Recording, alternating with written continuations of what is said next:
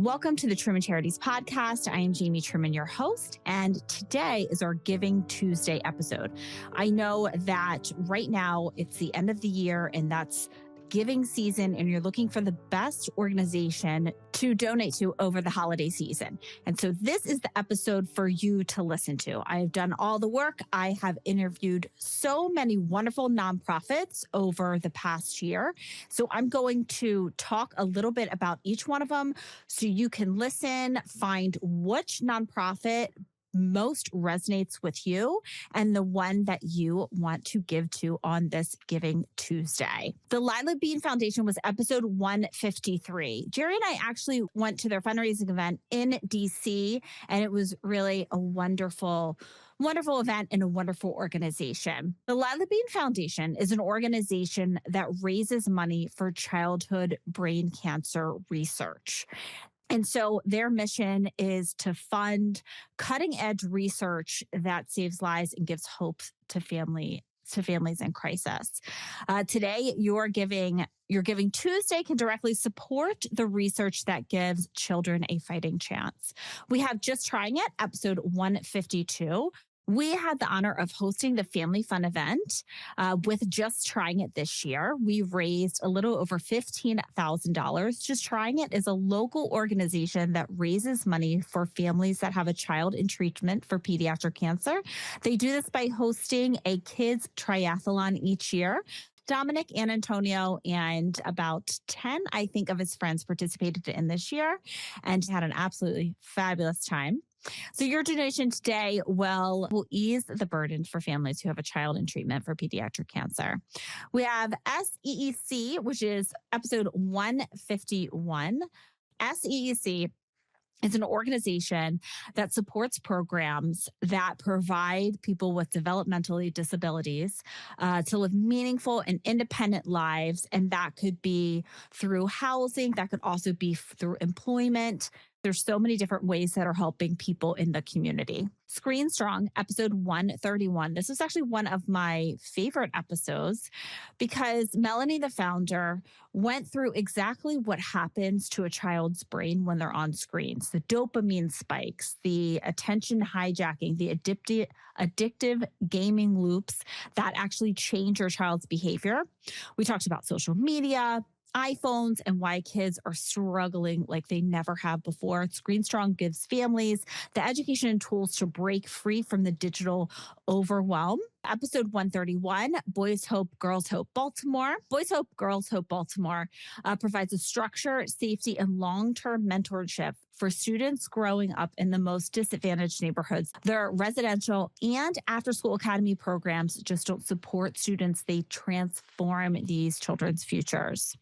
Episode 134, we have Together for Sharon. Dr. George Ackerman opened up about his mother Sharon's Parkinson's journey and the misconceptions surrounding this disease. Parkinson's does not discriminate. It impacts all races, all genders, and age groups. I was surprised when I was talking to Dr. Ackerman that Parkinson's used to mainly affect an older white males, but now it is affecting, as I said, all races and all genders and age groups.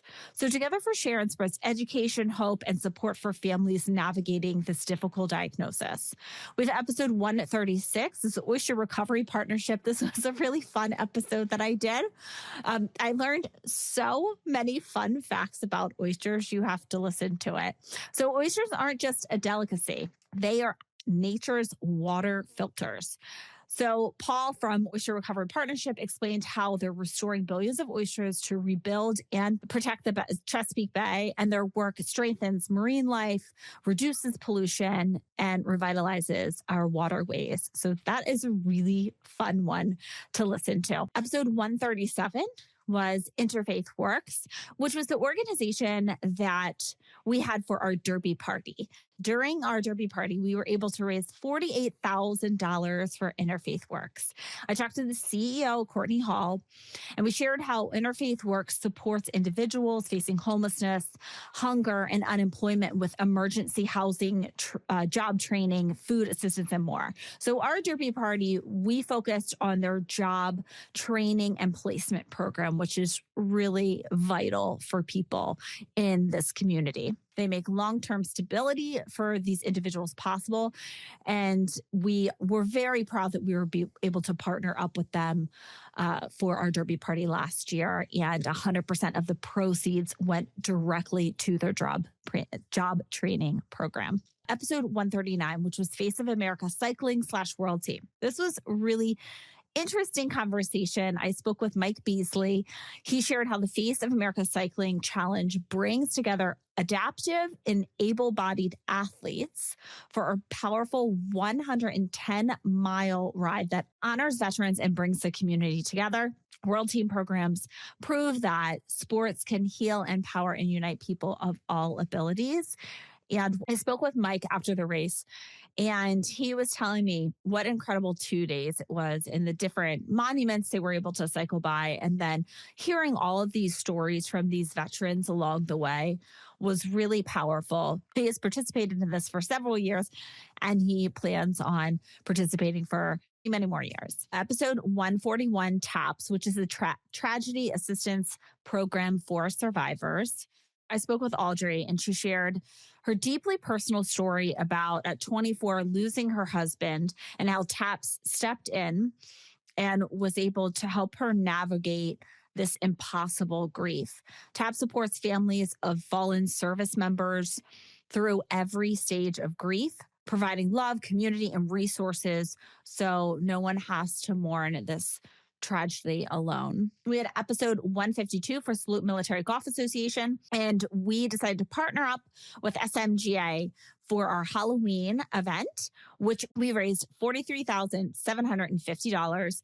I spoke with Chris Johnson and Purple Heart recipient Jason David, and they talked to me about how golf can become therapeutic and rehabilitative for wounded veterans. Through physical activity, memberships, and community, SMGA helps veterans reclaim their strength, their purpose, and their confidence. Honestly, right after I had spoke CJ and with Jason, I called my husband. I said, we have to do an event for these guys. They are really incredible. I also had an interview, I believe, episode 153 with Ramon Padilla, a wounded veteran who has quoted that SMGA and golf saved his life. And he talks about his story.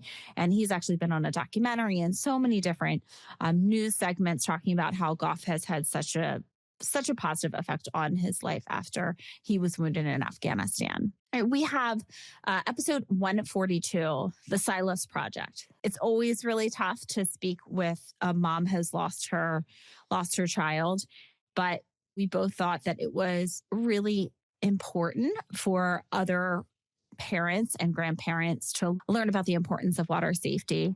After Andrea lost her son, she turned her grief into life-saving action. The Silas Project raises awareness about drowning, the number one cause of accidental death for children aged 1 to 4.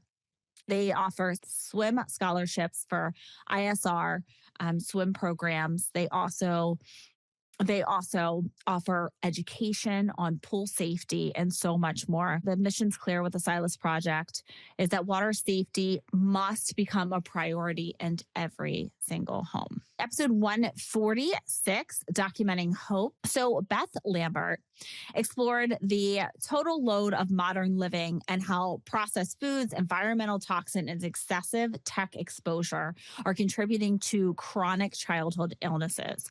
Documenting Hope provides research-based tools to parents to reverse conditions.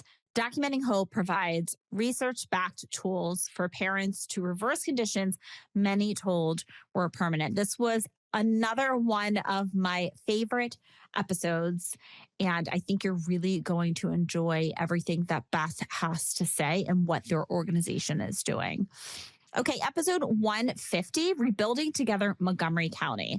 So I spoke with Chloe and she discussed the hidden crisis of families living in unsafe homes because they have to choose between food, medicine, and essential repairs. So Rebuilding Together provides critical home repairs that keep seniors safe, families stable, and communities very strong. This year on the Truman Charities podcast, we have met organizations tackling childhood cancer, opportunities for people with developmental disabilities, how the environment and food may affect your children, a lot of different organizations on how we can help veterans, and then also how we can help families that have lost someone in the military, and just so much more. These nonprofits are changing lives every single day, but they cannot do it alone. On this Giving Tuesday, I encourage you to choose one, or you know what, choose several that resonated with you and your values. If we each just give a little, together we can actually make a massive impact. So I want to thank you again for listening to us throughout the year and really taking the time to learn about all of these different nonprofits and also people in the community that are just making a real difference. Look for our episode in a couple weeks where I'm going to be talking about what we were able to accomplish in 2025 and then the organizations that we're going to be helping in 2026. If you would like to follow us, you can follow us on Facebook at Truman Charities, Instagram at Jamie_Truman Charities. You can follow me on LinkedIn at Jamie Truman. And so you don't miss any of our upcoming events or Bethesda's Best Happy Hours. Make sure to go to trumancharities.com and sign up for our newsletter. Again, we are a 100% volunteer-based organization. So the best way that you can help our podcast is to go on to Apple or Spotify and write a short review. It really does go a long way in helping new listeners find our podcast. All right, so thanks again for tuning into another episode of the Truman Charities podcast. Until next time.